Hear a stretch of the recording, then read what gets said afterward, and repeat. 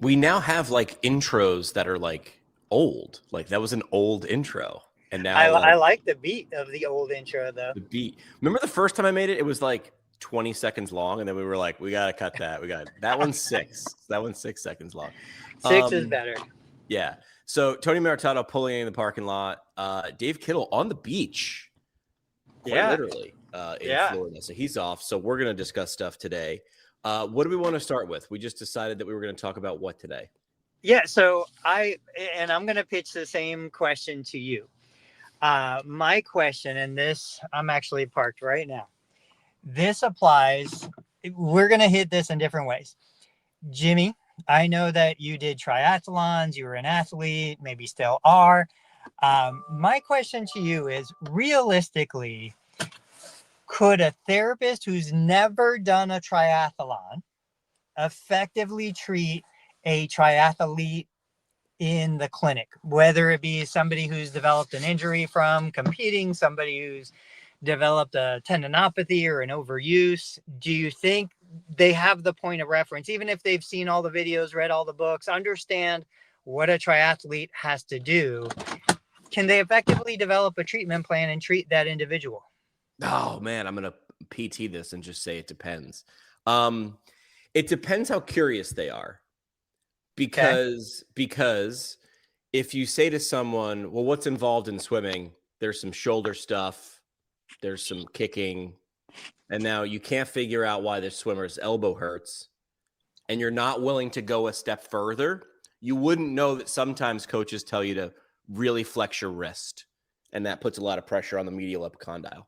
So like it just depends. So if it's a inquisitive therapist who's going to keep saying, but why, but why, but why? Like if they're just like, if they got like a little something stuck in their craw, like I'm pissed, I can't figure this out, then yes. But if the person's just like, I understand swimming, but they've never swam and they're not willing to look, it's not, I don't think you need to be an Ironman to treat Ironman. That might be like a bold statement.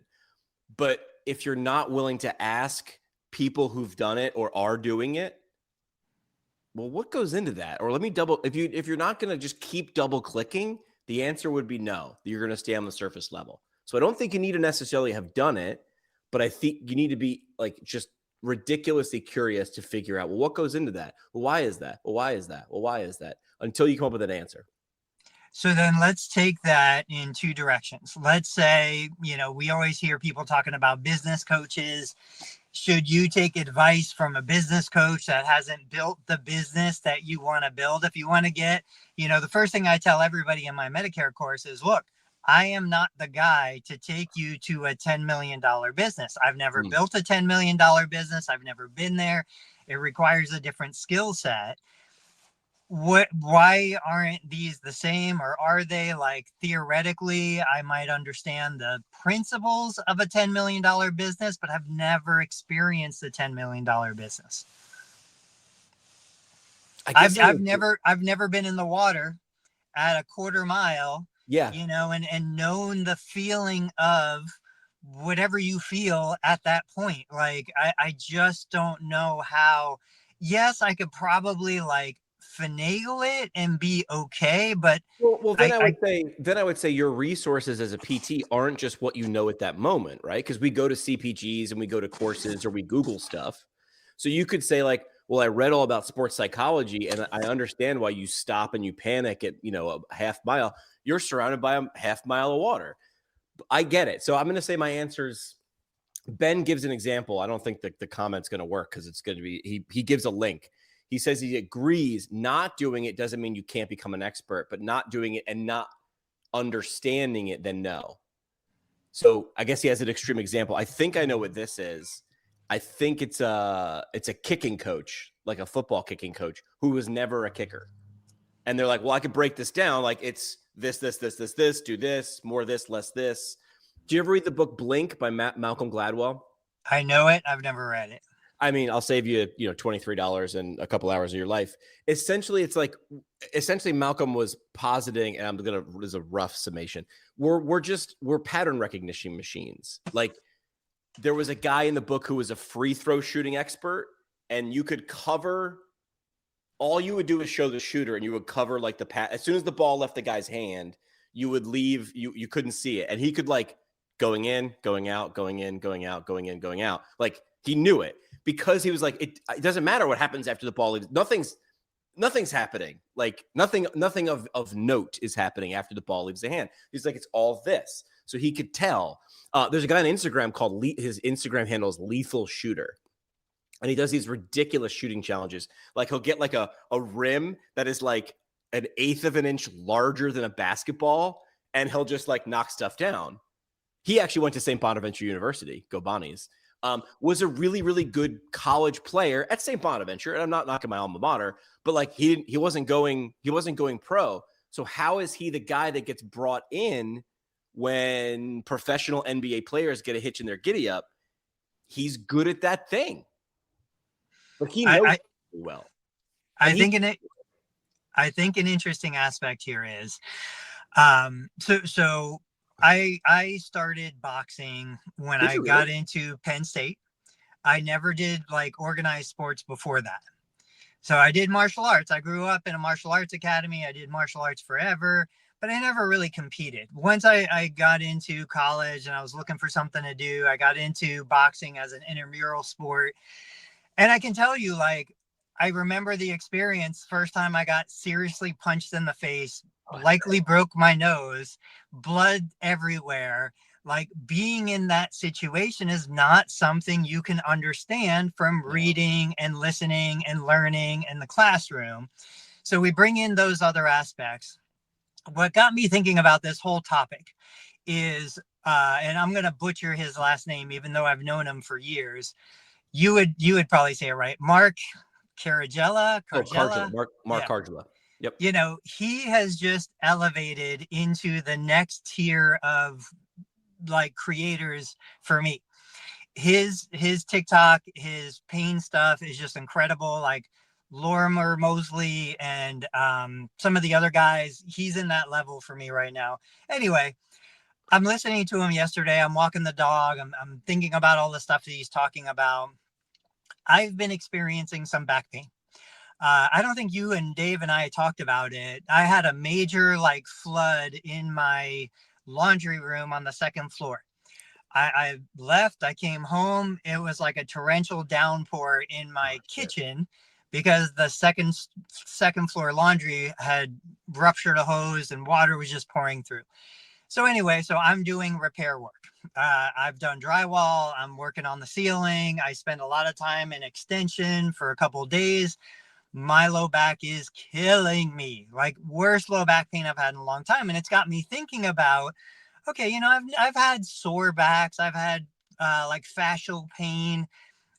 I theoretically understand what my patients describe to me, but now I've experienced a very specific kind of back pain, like a virtually debilitating back pain. And so now I feel like I can better treat certain individuals. I am going to say it does confirm my biases. What I thought I understood to what now I feel like I understand better.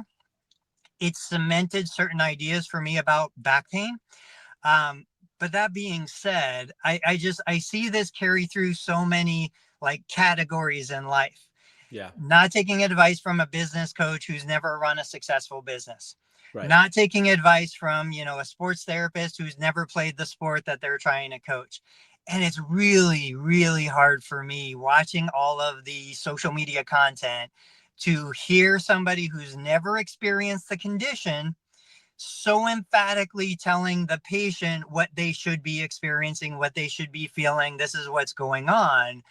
You're missing so much of the context of the experience, the fear and the anxiety and the frustration and, you know, the emotional baggage and the support systems within the family and like, oh yeah, all of these aspects that you just will never get out of a book. Yeah, I agree. You can tell when someone is telling you something from a book or when someone has walked through it. There's nuance to that. I'll read Ben's comment in a minute because he's dropping paragraphs. He's about dropping full paragraphs. I love that. Ben, we'll just send you a link. We'll get you on the show. It's easier to read. I can see that. I mean, you know, for a while there, 3 or 4 years ago, the thing was mentorship for students. That was the thing everybody was selling. And I felt really icky about that. And that was legit. Like clinicians were like, do you want to be mentored? Because I'm a clinician and I've been doing this for 10 years and you've been doing it for 10 weeks. And do you feel awkward and all those things? And it just felt predatory to me. Like, I don't know, like there's an exchange of value and people thought the money was worth it. So some of the students gave it. It just felt icky to me. So yeah, I get that where someone is like, I build a 7-figure business. They love talking figures. We're going to build 7-figure businesses and 8-figure businesses, but you look into their credentials and they haven't. And there's something to that. Well, I would push back on like, could you as a physical therapist help a triathlete rehab? You have extensive knowledge in rehab. Do you know what I mean? Like, it's not like the person is coming off cold. Like, so I guess the researchers out there would be able to answer or set up this experiment better. Who'd be better at helping a triathlete rehab? A coach with extensive triathlon experience, a PT with a lot of rehab experience, but no competitive experience. Like, you need to tease that out. The answer is somewhere in the middle. The answer is someone who gives a shit. Ryan Clark is he's on ESPN, but he was a Pro Bowler, like 3 or 4 time Pro Bowler in the NFL, played for the Steelers and the Giants. I saw him speak at a medical conference in DC, and he had an issue. I think it was sickle cell anemia or something with his spleen. Every test was coming back, you're fine. And he was like wasting away. And they're like, you're fine. You're fine. He's like, I'm dropping weight. I can't get out of bed. I'm a defensive back in the NFL. I cannot get out of bed. And the NFL doctor from his team was like, you're fine, you're fine, you're fine. He went and hired his own doctor. And his doctor sat down and he's like, all your tests are fine. And he was like, here we go again. And he goes, no, something is clearly not fine. You're telling me you're not fine. I look at you. You don't look fine. I look at a picture of you last year. That's not what you look like. Something's wrong. And then he's like, the message that Ryan Clark was giving through the room full of like medical professionals was, I just need you to give a shit. So the guy was like, because Ryan Clark was like, I'm dying. He's like, I'm going to go home and die in a couple months because if this keeps going in a slippery slope. And he was just like, I looked at this guy. He's like, I have no idea what's going on, but we're just going to figure it out. Like, that's the kind of person you need. Now, the difference is if this is your business, like you could have someone make a really crappy decision and crash your business. That's different than like crashing your race, unless you're a professional racer. But I'm not. Yeah, and then I want to hear Ben's comment because I can't see it, but I want to take this idea into, this is where you're like, all right, am I treating the condition? Like I've never done a triathlon, but I've sprained an ankle. Am I treating the ankle or am I treating the athlete? This is where you're looking at this as, am I a holistic provider trying to address all of these issues, nutrition and psychology and emotion and all that stuff? Or am I just here to fix, a very discrete mechanical problem? What did Ben say? Ben said this. He's like, all being said, experience is immensely helpful, which is why the guy he was talking about, Doug Blevins, who's an NFL kicking coach. Doug is the exception. And typically you find experts being leaders, like a former dancer, a former, where I play beer hockey, there's a poster of a guy who's like coaching goalies because he was a semi-professional ice hockey goalie. Like, he understands it, right? He said it's not 100% the requirement, but he would agree to think that the ex-tennis pro who is a PT would be better to treat tennis injuries than the average PT who never played. So it goes back to my PT answer. It depends, but more leans to Tony in that probably the person with experience has insight, others don't. I don't disagree there. Like, if I were to come in and be like, Tony, how many events are there? How many parts are there to a triathlon? What would it's not a trick question. 3. I would say it is a trick question because if you're doing a long distance triathlon, it's swim, bike, run, think, and eat. You got a lot of time to think and be nervous and overcalculate, and you have to keep eating. So it's like, oh yeah, but a shorter triathlon, nutrition, not so much. When I see people in a sprint triathlon stopping for water, and I'm like, you're not going to get sweaty in this whole race. The race it's like Usain Bolt, like taking a drink at the 100 meters. It's like, I think you'll be okay. So yeah, I think insight can definitely help. I've also seen I won't say his name, but there was a great Hong Kang. He was a CI. He wasn't my CI, but he was at the clinic I was at one of my rotations. And he just broke. He was like, don't overthink it, man. It's just movement. Like, he's like a baseball pitcher, dancer. He's like, he just had this way of looking at things though, where he's like, show me the thing that makes you hurt. And like, they do it 10 times. And he's like, okay, we do this. And he was just like, dude looked so disinterested. I was like, this guy does not care. He's just over in the corner and was just on his notes. And he'd like look up and be like, do this.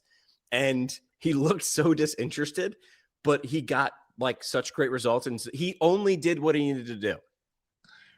You know what I mean? Like, there was no wasted effort. There was no wasted energy. There wasn't a wasted, I wouldn't even say it was a wasted word. There wasn't even a wasted syllable. Dude just knew exactly what to do. And he's like, it's just movement. What do you do? So what made you think of this? Just everything goes back into marketing for me. So I was sitting here and I'm like, I flip through TikTok and Instagram and I'm watching these younger clinicians that are coming out creating content. I'm thinking about target demographics, who you're talking to. And I even think about myself, like my total knee replacement community. I've never had a total knee replacement.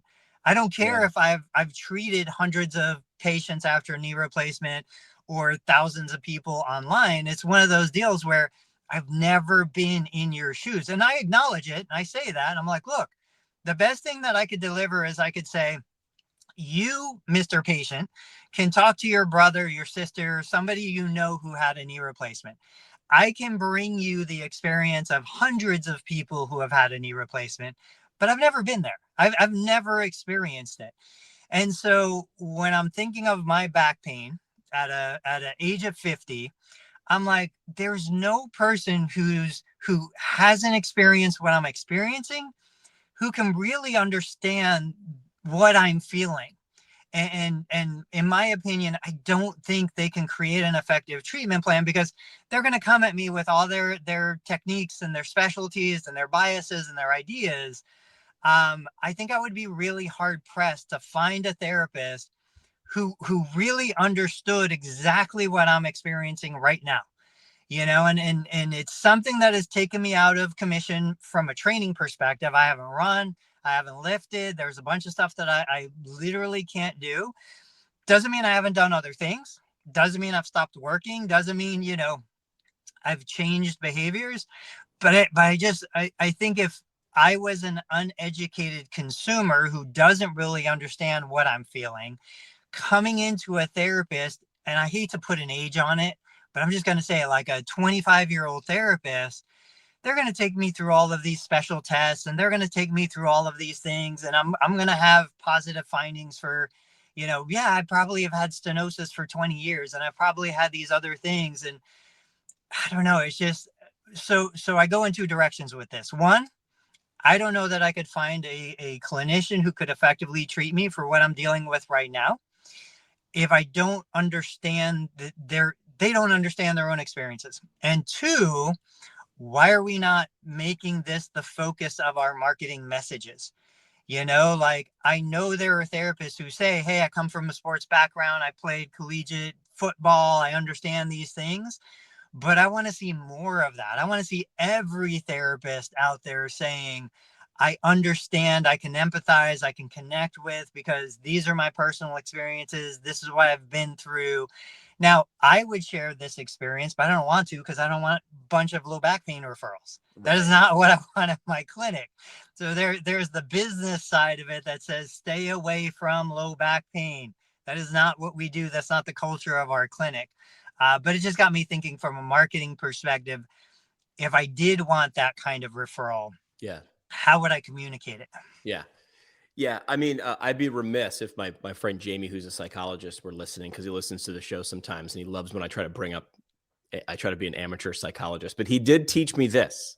Did we talk about this before? The difference between empathy and sympathy? Tell me. I don't know. I can have empathy for a woman who's pregnant and what it's like to give birth. I can't have sympathy for it because I haven't done it.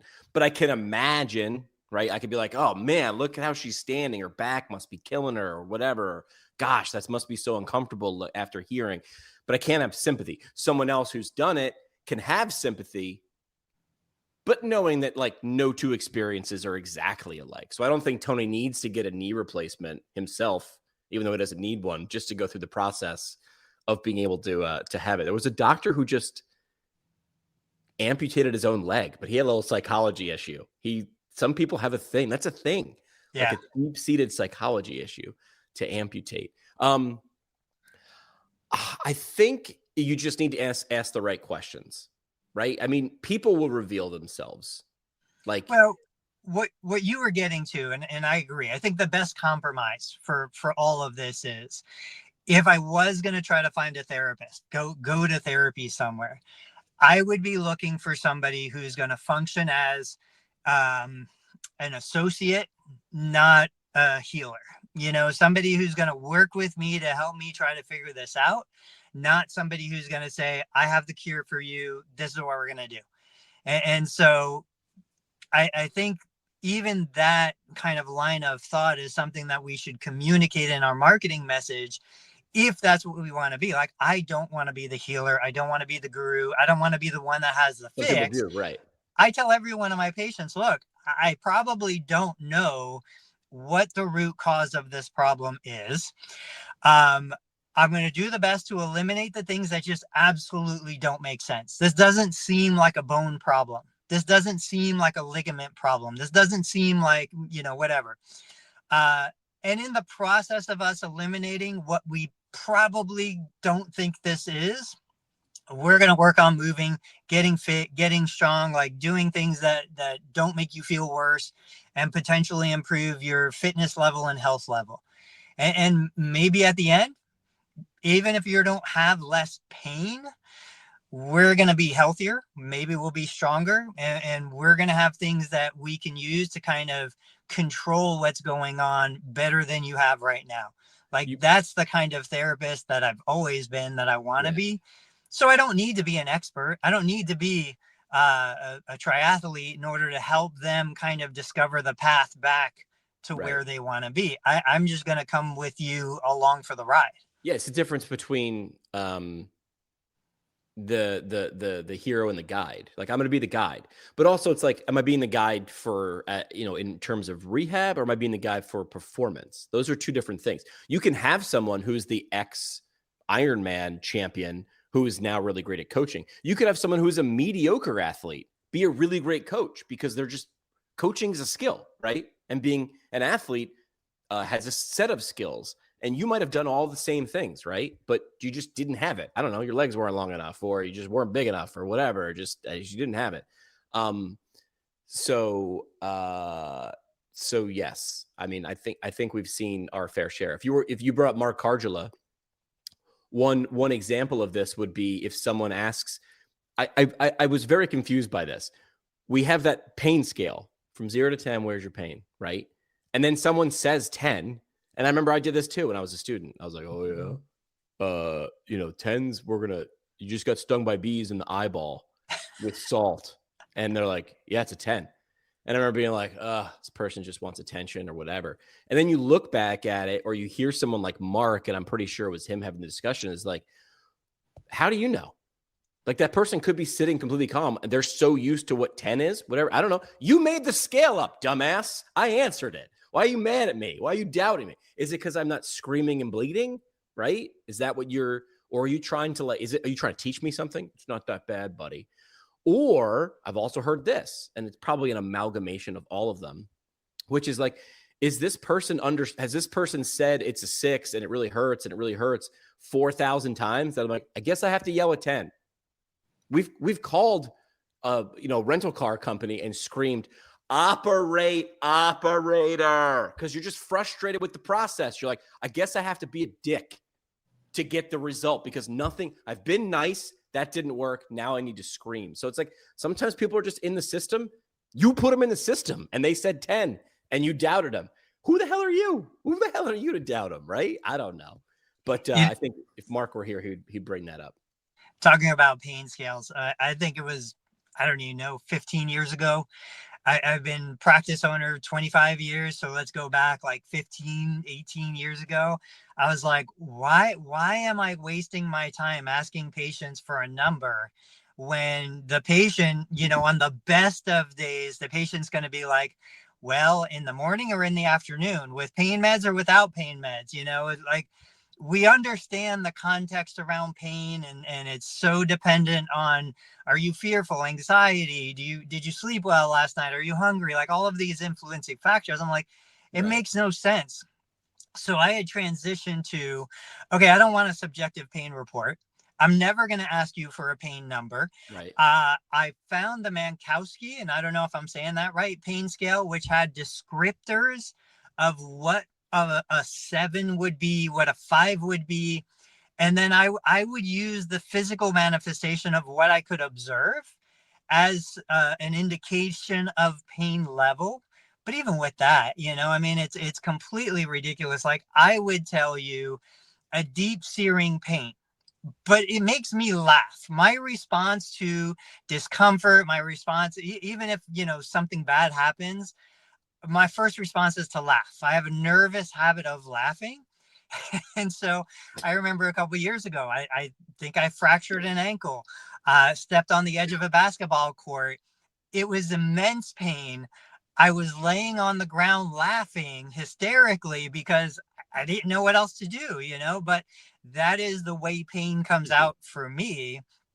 An observer would look at me and be like, what the heck? It can't hurt that much. Right. So yeah, I think the pain scale is absurd. I think it's ridiculous that we're still teaching students to use the pain scale. It's never been an effective tool. Yeah, Ben said he heard someone say this. If I used a rusty knife to pull off your skin right now, would your pain increase from the 10? If so, it's not a 10. Yes, dumb, I get it. Like, he heard a PT say that once. I think the only effective pain scale, have you ever seen this one? This is the improved pain scale. Yeah. Number 1 might be an itch. Number 2, I just need a Band-Aid. Number 6 is bees. Number 9, mauled by a bear. I guess that's accurate. But also, like, I always like to ask, or someone smart taught me to ask, what are you going to do with that information? Right. So it's a 9. Okay. Well, that's better than yesterday. Why don't you look on the bright side? I'm here and it's a 9. So I get it. Let's all look on the bright side. What are we going to do about it? What does that 9 change any of your information or not? Does it change your treatment plan? If not, I don't know. Great information. Good to know. Yeah. I agree. Anything before we wrap this up? And I know we had shared some topic ideas. If you want to take a look in the chat, I've got one. Go ahead. So I'm doing this. I was talking to some people the other day about what we see on like social media, right? So what we see and what people are looking for, and the debate comes in, or maybe I just notice it, and then it comes out, and then it comes back again. I've seen it 10 times in my 10 years, and it's how much business content should be in PT school, right? And I look at them and I say, like, first of all, there needs to be business content, or that school isn't accredited. So I'm going to defend the academics there. There has to be a checkbox list of those things. But the question always is it enough? And I would always say, I don't think that's the role of PT school, right? It's actually in the name. If you look very, very closely, it says physical therapy school. The school is teaching you how to be a physical. I know it's confusing. It should be school physical therapy. But there's also a business school. There's a communication school. There's a school of psychology. So I'm not saying no content, or if you're curious about it, there was no content about ice hockey or gymnastics in my PT program. But if I wanted to treat ice hockey players or gymnasts, I would need to go on to more schooling or look into it myself.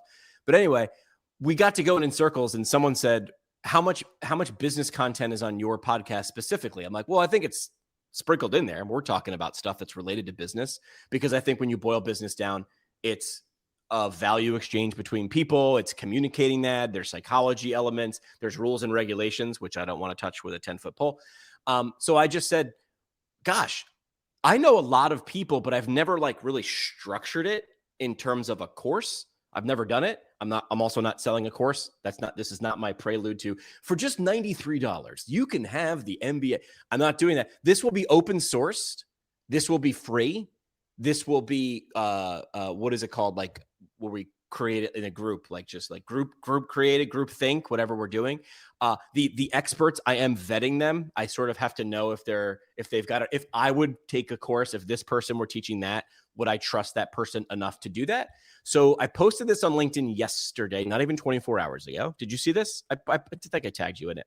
I've been in a LinkedIn I drought. tagged you I in it, haven't gone Tony. I there. was looking for you to teach a course. So I just literally said the MBA, Masters of Business Administration, for the DPT. This would not be in a syllabus. This would not be in a school. So I said PT schools taught us how to treat patients, didn't teach us how to run a business, lead a team, design a career. Because again, you don't need to just run. You don't have to just want to run a business. You could want to be in a business. But part of that would be running a team, all those different things. So what if we unfixed it? So I created, and I know this is going to shock you, Tony, with ChatGPT, what would the syllabus be for a physical therapist who wanted to know more about business? What would be the MBA light for a DPT? And it spit out a syllabus. We're going to break up into 4 semesters. So we're going to do this in 2026, 4 quarters, 5 or 6 courses per quarter. And I just put it out there. Who wants to teach what course? And I did not, besides you and a couple other people, I did not ping a lot of people. This was not like an attention grab, but people have showed up. Will Boyd just chimed in. He's like, I'll do number 1, the thing we say we need in school. I would actually say we need it before you go to PTs, before you sign on for a loan. You have to understand it's too late when you're doing it there. But Will Boyd's like, I'll do money literacy. Chad Madden, known for marketing, is like, I'll do marketing 101, right? Amit is a guy I know who's a business consultant, has jumped on for Bun. I've had Lucas Van Etten from Ohio on a couple times. So I'm sort of crowdsourcing these things where I've said, these are the things this is how I've used my podcast for 10 years. I want to know some stuff. I don't feel like paying for the course or taking too much time. Could you just like have a beer with me and like, just give me the beats, give me the Cliffs notes. So you're not going to get a certificate at the end of this. You're just not. But you will walk away with some good ideas. So think of this as like a less scripted, although I've already had a conversation with several of these people going, do you want me to do slides? Not slides? Like, is this a conversation? Is this Q&A? And I keep pushing back like a good therapist. And I go, depends. How do you picture this? Does it need slides? Because we can record the video, which is fine. I'm not going to edit it a ton, if at all. But the goal is to give people a taste while you're driving, or, tour from class, tour from clinical, tour from work. So that's the idea. So I'm crowdsourcing that. And that's my goal for 2026. That's my big, hairy, audacious goal for 2026. So what are you teaching, Tony? I don't know, but I love the idea. How have we never done that before? How have you never done that before? I started to in PT school. I said, I want to be in sports. This is back when I thought I wanted to be a sports physical therapist. So I was like, I have a podcast. I will interview someone who's like an expert at baseball, football, track, swimming. And then I want to get into weird, like fencing or like, I don't like weird sports and get into it. And what I found is like, there was some nuance to it, but was it interesting enough to do a conversation with each? Kinda, it was, but I lost interest. I also didn't want to be a sports physical therapist anymore. I'm still interested in this. So look at this. I get to ride sidecar on this motorcycle sidecar little journey with these smart people while they ride around. And listen, this is Seinfeld, going for coffee in cars with donuts or whatever his show is. So that's the syllabus. I would love for you and Dave to take a look and see if I missed anything. We can always add to it. I mean, there's no rules here. And I would like to make it a mix of people. Like, I like the fact that like someone like Will Boyd or Chad Madden, who probably could teach 5 or 6 of these, was like, I'll take one. And I like that because now I know it'll be a higher likelihood of them getting it done because I know how I am too. But I also like how we're just going to like, I don't know, man, mix it up, toss the salad. Please don't say that. I wanted to see if I could make you laugh. Yeah, no, it's awesome. I would say, bringing more voices in is what we want. I'll just fill in the gaps where needed, where I can. Ben said maybe you do get a certificate. It says it's not that hard to partner with an educational institution on this. Really? See, that's coming from someone like me who's like, it's probably, if it's more than 4 pages of paperwork, I'm out. Like, I wouldn't still have a driver's license if it was difficult. But yeah, you're probably right. I mean, Matt Kondo is a professor. He came to me and he would make a bunch of stuff for my NPTE study podcast. We got published somewhere in some journal that Matt could tell you what it was. He was like, let's study if studying for the NPTE with a podcast like helps. And I'm like, okay, you're in charge of how to do. I don't know how to do that. I'll be the podcast guy. You do that. And we got published. And I could find that somewhere. But yeah, I guess maybe, I don't know, Ben, you're smarter than me. We'll give out a certificate. I can make something on. Well, first of all, you can just make certificates. Like you can go to Canva and you can just make those. So good idea. Stephen Dunn says he's in it too. He said, yeah, even some of us old clinic owners are interested in it as well. I think if you're an old clinic owner and you're still around, it shows that you probably have the desire to learn more. Because if you didn't, you wouldn't have learned more, and you probably would have been phased out by now. I mean, you evolved. So this is built out of my curiosity, and we'll see where it goes. Yeah. But I would love suggestions too. If you think like, oh, I would love to learn from this person on this topic. I don't think they need to be in PT specifically as well. I don't think that's a prerequisite. Look at me using educational terms like prerequisite. All right, that's awesome. What else do we got? I was looking through the chat. I didn't get a chance to read Larry's recent article. Did you get a chance to read that? I think Dave shared it. I read the title and then I read the comments to see which direction people are going. But the one you're talking about was the one he was talking about Hinge or Sword? Yeah. What was the general theme that you picked up? I mean, he shared an image of a stick figure, and he's like, when your $3 billion AI care model comes with stick figures and no PT, how much is actually there? Was the vibe that I was getting. So I shared, and this is what got me thinking of it. I go through my old photos and videos, and actually this morning on the way here, I shared a post saying, "Hey guys, like if you're not capturing photos and videos just all day long, you're missing out on a ton of value." I wanted to get some posts out on my Facebook business page and Instagram and TikTok. So what I do is I go into my desktop and I'm like iPhone downloads, and I find all of the stuff that I pull off my phone. And in the past, I had found pictures of home exercise programs. Now, some were stick figures, some were drawings, some were photos of people, but this was stuff like, even in the best of what I found, it was like Microsoft Word. You take a photo, you put it into a Word document, you type up the description, and that's the home exercise program. And it's been printed out thousands of times. And so I shared a post. Maybe I didn't word it correctly, kind of saying, hey guys, it's 2025. This is 2005 content. Why are we still producing this? We want to get paid more. We want to be better respected. And yet we're putting junk like this out. And holy cow, I was surprised at how many therapists were like, geriatrics don't know how to use technology. Geriatrics don't want smartphones. They need this kind of stuff. Even if that was the case, which it's not, I've got a clinic full of geriatrics who want me to send them videos on their smartphones that they can reference with verbal explanations of what they should be doing. But I get it. Yeah, like there's still a place for paper copies of things. I was just amazed at how resistant therapists were to saying, hey, we can make this better. So I've always said, look, if I'm going to give you a stick figure, it's going to be free. If I'm going to give you something better, there might be some cost associated with it, especially if I'm updating it outside of billable face-to-face time. That's a different topic. But I was just surprised at how resistant so many therapists were to saying, hey, we could probably do better than these stick figures.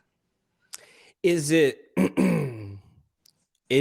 because it's hard that they would have to make a change? Ironically, like, isn't it, if I were my friend Jamie would say, every accusation is an admission.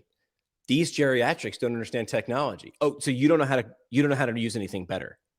Or it's effort on your part to have to do that outside of, well, just go over to HEP to go and hit click, click, click, print. My grandmother was 99 and a half. Gammy just passed away a few months ago. She was on Facebook. She was texting, and she wasn't just like on there. Like she would chime in the group chat with the family and make funny, like she had comedic timing at 99. We're going to round up, say she was 100 because she was 99 and a half. So that is a cop out, especially in 2025. Like I'm wondering when that is going. And I can actually hear APTA geriatrics members cheering because they've known this for years. Is someone, well, who's the app? What's the app? HEP to go is essentially stick figures, like in a printed form, but like, hey, listen, did its job for a long time.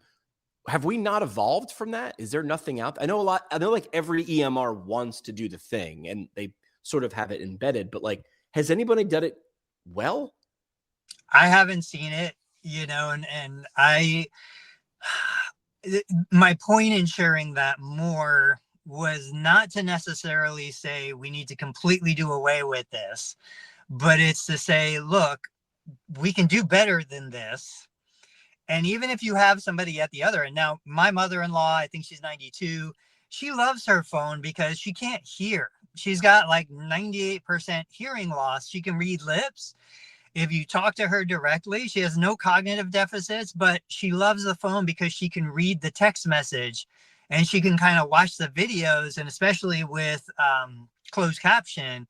I mean, it's opened up her world to so many new things. So like there are advantages in both directions. My thing is, no, I haven't seen a platform out there that does it well. I know there is a way to do it well. We just need somebody to figure it out. That's all I'm saying. Are we 2 weeks? I was going to say, are we 6 months to a year away? But really, are we 2 weeks away from?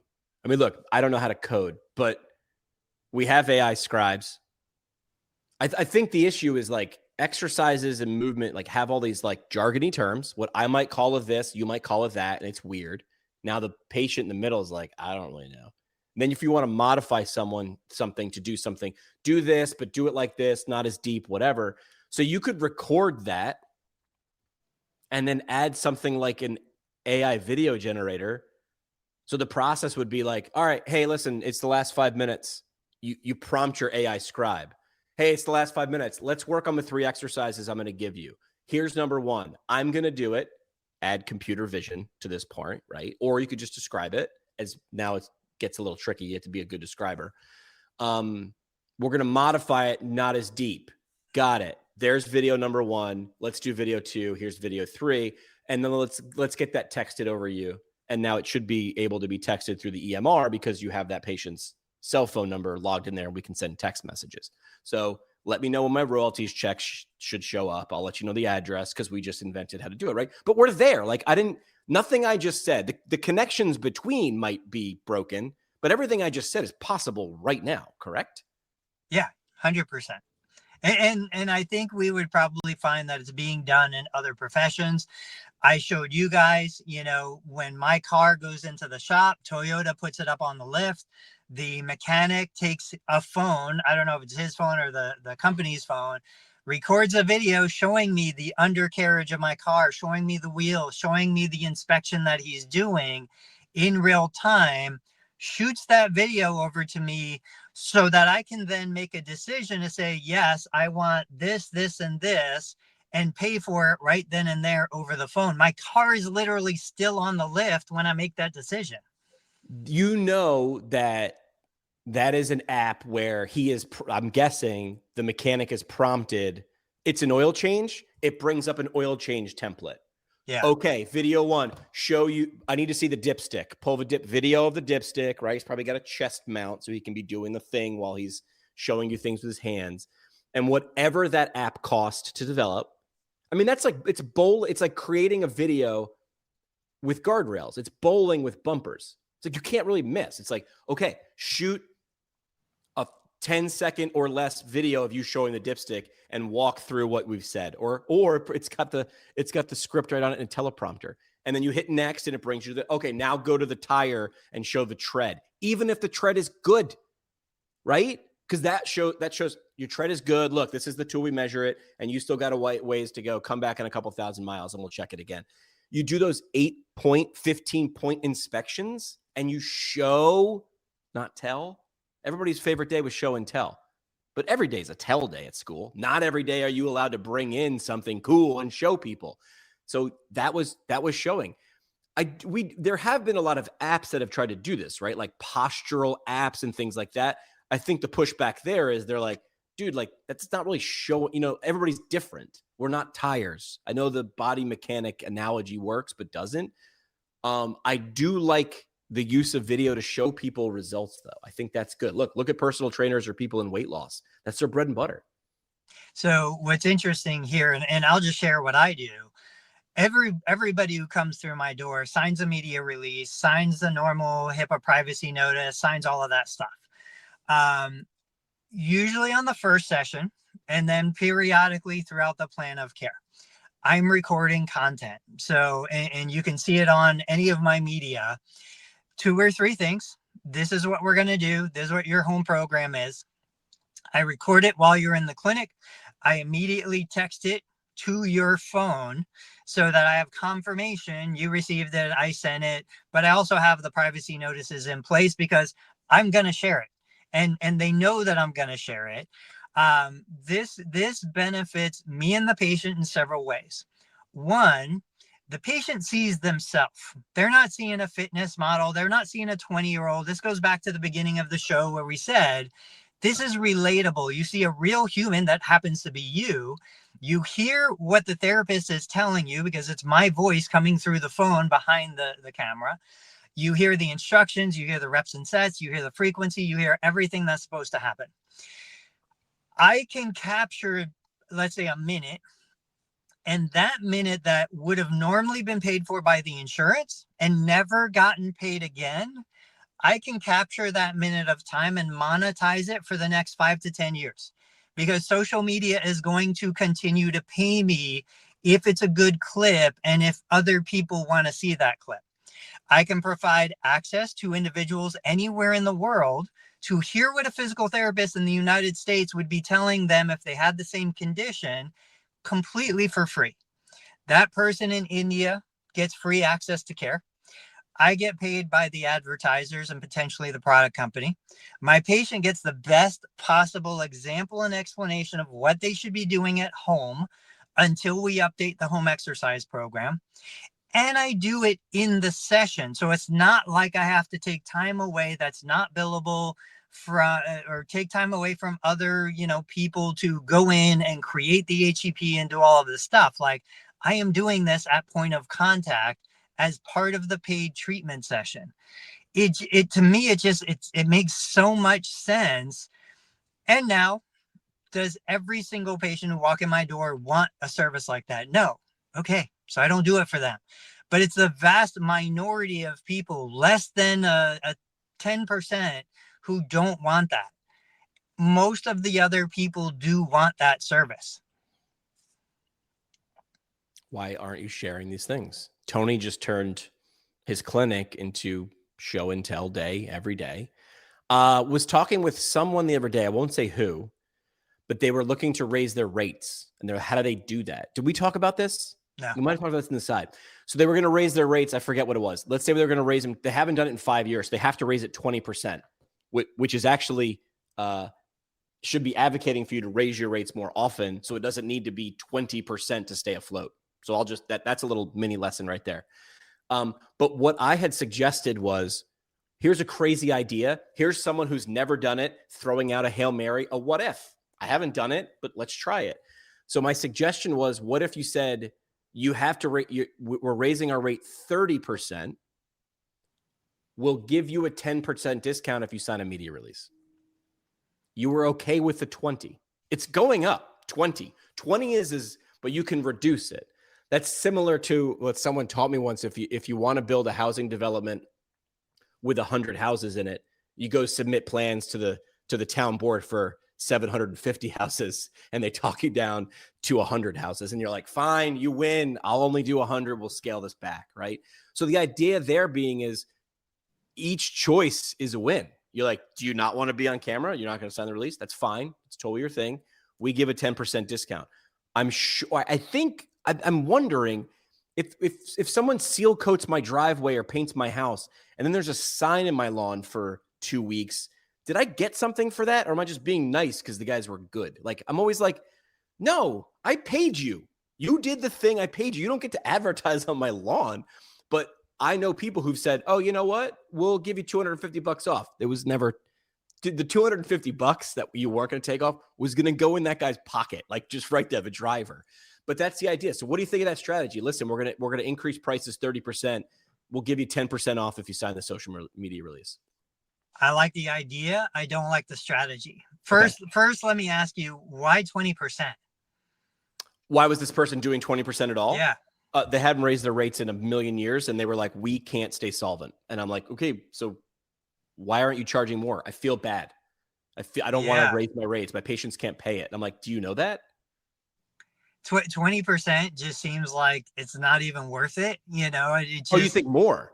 Yeah, 100. Okay. Yes. I don't know what their base rate is. 1% was too much for this clinician who was like, I can't raise any rates. I go, but that's the thing. If you're going to go through the pain, if you don't want to raise rates, 1%, 20%, 50%, it's all going to hurt. Let's just go for 50%. You know, now again, I don't know what the rates are, but if you're 20% just seems like it's in that uncomfortable zone, but not really going to make an impact. Let's overshoot, which is kind of what you're saying. Right. I don't like making the value exchange of let me record media, because I think people are going to let you record it anyway. I don't think you're gaining any benefit from that. I do love the idea of saying, hey, we're going to double our rates, but for existing clients, we're going to give you 50% off of that. So you're only going to get a 50% increase, you know? And I would just leave it at that. Like it's a reward for being a longtime client that you're not going to go to $300. You're only going to go to $200.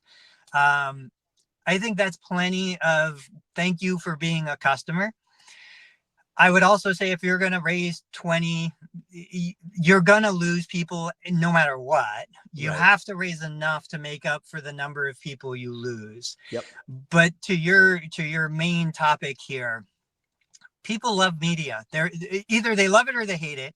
If they don't want it, they're not going to do it anyway.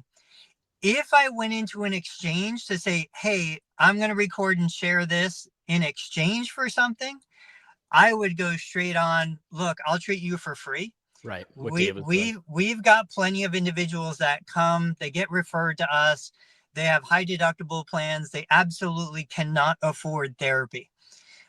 I would do an exchange with that person saying, hey, I want to see you. I know you can't afford it. I know nobody else. Somebody called yesterday. They got quoted $300 an hour at another larger corporate clinic. You know, so we're like, look, we can work with you on this. This is what we're going to do based on your diagnosis, not having evaluated you. This is really what I think you probably need. We give them a flat rate and we're like, do with that what you want. Right. But my point being is, yeah, I just 20% seems crazy to waste all of that effort. Go for 50% or more. I would not do 20. 1% was too much. I can't believe I have to raise the rate. And I'm like, my man, like, have you watched television for the last 20 years? Like everything's more expensive. Yeah. But, you know, the whole conversation. And once someone put this in perspective for me, you can't unsee it, which is people complain about needs, not wants. I will complain about the price of food, gasoline, health insurance. Those are needs, not wants. I need those things. I die without them. Food, shelter, clothing, medical care. Have you been to what's the team that you go to? You're the Reds fan, right? For baseball, we're the Reds. For football, Bengals. What's a night out at the Reds to watch the Reds play for you and the kids? This is a great example. Like we can go to a Reds game. It's decent seats, not great seats, not terrible seats, are going to be like $35. And then, you know, you're going to pay for food. You're going to pay for parking. I mean, there's 6 of us, right? My wife, myself, the 4 kids. You're talking about a $500 event. And that, if we went to football, it's like $200 a ticket for like just the same quality. 9 home games. That's it. Only 9 home games. There's 82 home games or 81 home games in professional baseball. Yeah. I went to a Yankee playoff game. Somebody got tickets. The tickets weren't crazy. So it was Yankees, Red Sox, wild card series. $125 for the ticket. I was like, sold. Like, when am I going to see this again? My best friend is a Red Sox fan. So he's like, we got to go. I'll get the drinks because he organized we went with a bunch of dudes, bus ride down there. I was like, I'll get the first round. I got a vodka soda. The guy at the counter goes, single or a double? And I'm like, we're at Yankees Red Sox. When are we going to do this again? Double it up, my man. And then the guy says, how much do you think 2 double vodka sodas in left field at Yankee Stadium was? I got a story too, but I'm going to be the nice guy and I'm going to say $50, knowing that it's more. It was $55 each. Each drink was $55. But we got to keep the cup. We got to keep the cup. What's your story? Yeah, we have some really great friends of ours. They have like really great seats, box seats, free food, all this stuff. So I'm like, hey, I'm going to get a round of drinks. I'm going to go to the bar. Meanwhile, I've never been to this section of the ballpark. I'm like, hey, let me get to whatever the drinks were. One for my wife, one for his wife. And the guy's like, all right, that'll be $50. So what? Like, they're little drinks, I was like, holy cow. But again, so going back to the person who's raising rates, it's like, have you never been somewhere that something was painfully expensive? I'm sure you have. And you have a decision. Do I want to buy it or not? Like, I'm not forced to buy it, and this is where we get into that weird dynamic. And I know we're running out of time, where it's like, hey, is this something? And I think what killed us as a profession was when we got into medical necessity. Right. Because if you're going to tell me something is medically necessary, oh, is that your cup? Yeah, the hat comes off the cup. There it is. Still have the cup. It's a $110 cup. If something's medically necessary, I'm going to feel terrible expecting you to pay if it's something that you can't afford. Right. But I'm sorry, guys, this is not medical necessity. Like, it's not life or death. Right. Like, it's a nice to have. Yes, you could function better. You could survive better. We improve quality of life. We do so many of these things. At least in my clinic, it's not life or death. It's not medically necessary, And so when I would share the Maslow pyramid, you clearly see the higher you go on that pyramid, the less necessary it is, but the more valuable it is. The more people are willing to pay for it. So let's do parting shots. It's a $50 parting shot. If you're going to go through the pain of raising prices, raising your rates, do not do this little 10%, 20%, like, go big or go home. Don't waste your time. I would say 50% minimum. Yeah. Most people could probably double. If you're struggling with the idea of raising your rates, you're probably undercharging already. Double those rates. And then you can always, offer discounts and be more flexible. Yeah. What's your parting shot? This is the line that I used once. I had a large educational organization who was like, we want to launch a podcast. We want to do this. And I let them talk and talk and talk. And every time they said they wanted something, I would write it down on a line. And then I said, this is the rate. And they're like, can you do it for half? And my line was, I don't know how to hit half a home run. Half a home run is a pop out to second base. Yeah. Do you want to pop out to second base? And then I said, I know 10 people that can do it cheaper. Not going to be as good, but they'll do it. They'll do it for that, but not me. And sounds like Chris Doe. Yeah, like you. It's not big timing someone, but like if I had said yes to get the client, I'm just going to tell you this: it's a treadmill, it's a hamster wheel. You don't move. There's movement. You're burning calories and you're doing stuff, but you're not going anywhere if you do things like that. You're just trying to maintain, and it feels icky. You know how many times I've had my finger hovering over the send button on on a quote, and I've said, like, I can't believe this, and you send it, and I'm like, can I unsend it? And most of the time, if you've clearly, and I'll have a parting shot, if you've clearly described value, that person never complains. They might say, no, I don't have it, and it's not a negotiation. I would also say making sure that is very clear, and this is where I think PT almost gets a pass. It's very ambiguous. Well, how long do I have to show up, Tony? I don't know. For a while. So I don't know what this is. Is this ongoing? So that is sort of the part of our profession that sucks, is people might pay something, think they're getting this, but they just don't. Why? Body science, biology, life. It sucks. That's where I do like the idea of a flat rate and then continuing care, things like that. You can get creative, as Tony just talked about. Dave will be back from the beach, I believe, next week. Hopefully he will have a tan. There's at least 4 dozen pictures of Dave with his shirt off running on the beach, probably. Guys, he knows how to get the attention. So we'll be back. Oh, we'll be back on Thursday. Never mind. I thought today was Thursday for a hot second. I will be in Reno. I'm going to AOMPT, the AOMPT conference, American Association of Orthopedic Manual Physical Therapists. I was out there last year. Now I'm going to Reno. I hope I still have some money left. All right, guys. Don't forget Dave Kittle Show, PT Pinecast, Learn Medicare Billing. We'll see you guys on Thursday.